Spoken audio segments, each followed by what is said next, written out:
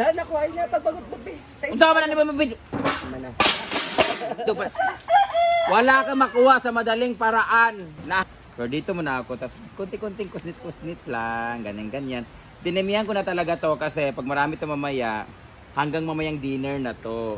So pag nagluto kami dito, from tanghali hanggang dinner kung may matira. Pag kulang yung ulam mamayang gabi, prito-prito na lang ng mga frozen food or itlog or may tuyo naman kaming backup dyan. But for now, ito, gulay, iba-blanch to later. Lagyan natin yung green honey. Green honey, arte kayo. So shout out nga pala sa mga cook dyan na mga walang ligo, walang bihis. Shout out kay tita. Wala na ba ko ligo ko? CZ Liz Chancel ng Timeless Wonder! Tayo, binigyan po siya ng 2,000 guys. Nagbigay siya. Ngayong morning, nagpadala siya ng 5,000. Sabi niya, natutuwa ako sa inyo sa pagluluto ninyo. Bibigay mo kay Britney yang 2,000.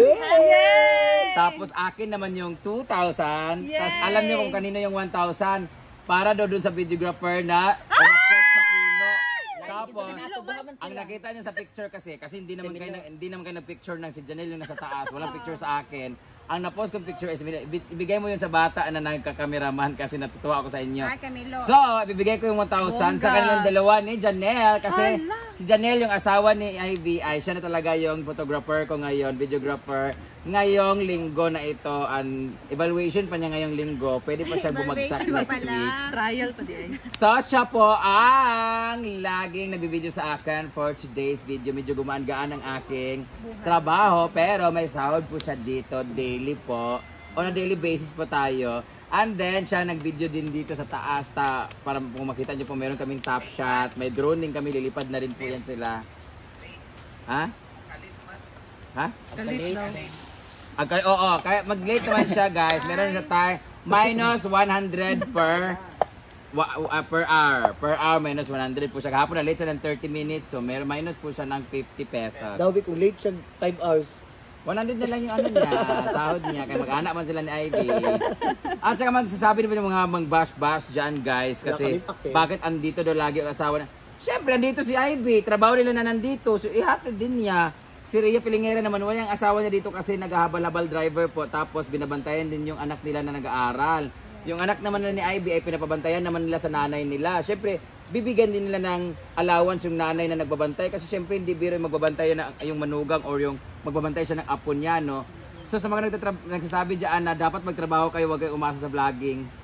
Ano ba to? Kumikita kami ng pera. So this is work. This is considered as work. Ginagastosan din namin. Ang problema lang namin, sa inyo may mga work kayo dyan, meron kayong mga benefits, meron kayong mga SSS, pag-ibig na kumakaltas at benepisyo nyo yun. Sa amin, wala na nga kaming benefits na SSS, PhilHealth, wala pa kaming pag-ibig. Ikaw lang. Wow! So guys, sa mga nagsasabi dyan, bakit andito yung iba? Bakit si Janelle lang yung inahanap din ay sinasabihan niyo, marami kami dito guys, lahat. Ito nga, wala naman sila mga ginagawa dito. Bakit andito sila? Oo nga. Ito ka gusto kong laway. So lahat kami dito guys ay parte na ng aming trabaho. Subak kayo. Parte na ng trabaho namin itong presence namin dito. Yes. Kasi hindi nyo lang nakikita, every individual here has its own task. Hindi nyo lang nakikita lahat sa video because not everybody here is vlogger. So kaganyan din na nakikita si Argel ngayon. Kagabi po ay nag-prepare na po si Argel ng tubig kasi maglalaba po siya today. So siya po ay manager sa bangko, labandera sa farm. Halang kayo, ginoko.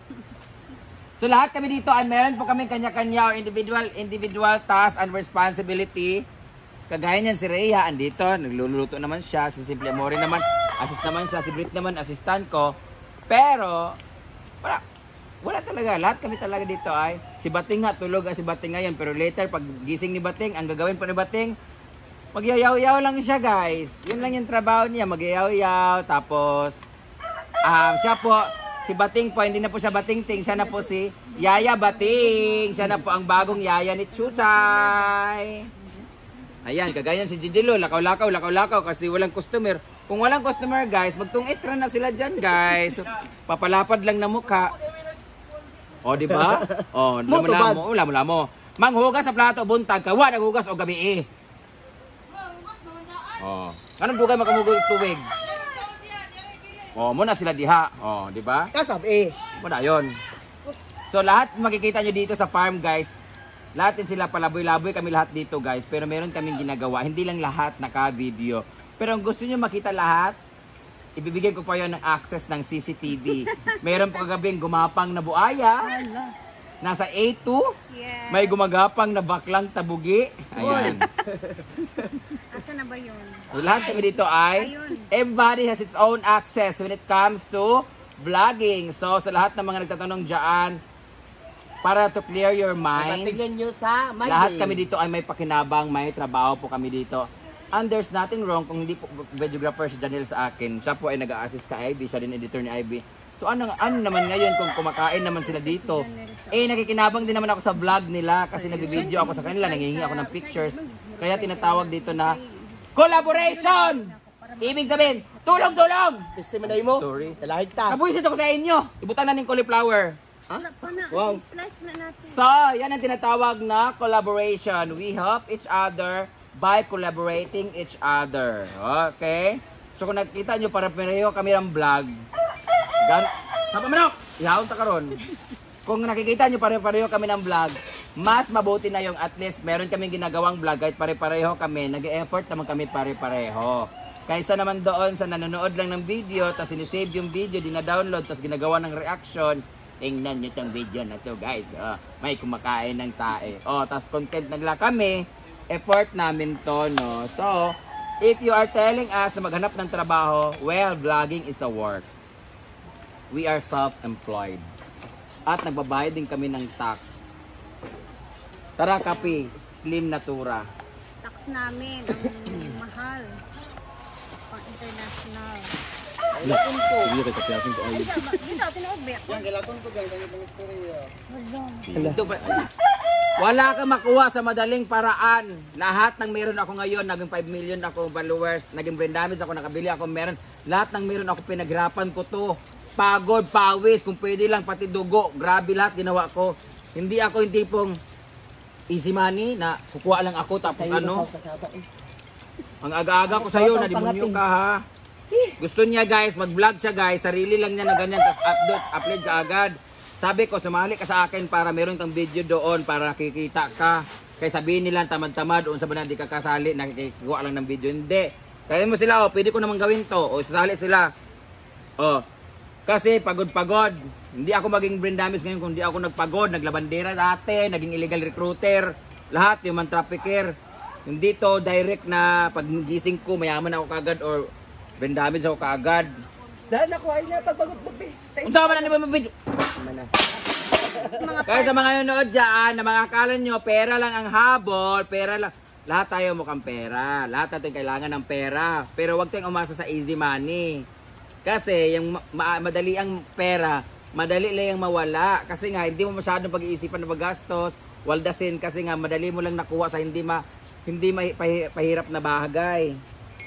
So, wag niyong anuhin. Mayroon mga madadaling pera like pagising namin kanina, meron ka agad, magpadala ako ng 5,000 sa'yo na kasi natuwa kami sa'yo. Ang dali ng pera, wala kaming ginawa. May nagpapadala. Padala ako ng 20,000 para sa Christmas party ninyo. Madaling dumating, madaling blessing, madali ang blessing. Pero hindi pa rin niya madali. Madali lang yung pagdating niya kasi execution. Pero, guys, yung effort namin sa pagpapatawa sa kanila. Manok! Yung effort namin sa pagpapatawa, pagbablog, para matuwa sila, para meron silang mapanood, mag-enjoy sila. Kaya sila nagpadala kasi natuwa sila. So, yung pinanggalingan ng perang madali na bigay nila, pinaghirapan din namin yun. Kagaya nagpadala si Ate Liz Sansil Timeless Wonder ng 5,000 kasi natuwa siya sa pag luluto namin dito ng ganyan. So, yun pa lang, ibig sabihin, nagbigay siya ng 5,000 because of our efforts for making them happy. So, sa lahat ng mga content creator dyan or nanonood dyan, hindi po madali. It takes a lot of courage, effort, hard work to get your dollars. Kaya kung gusto niyo ma-relax, Slim Natura Coffee.